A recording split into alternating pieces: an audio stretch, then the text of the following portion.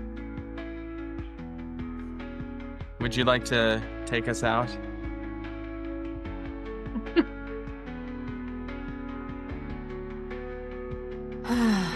Yeah. Farewell and keep it namaste.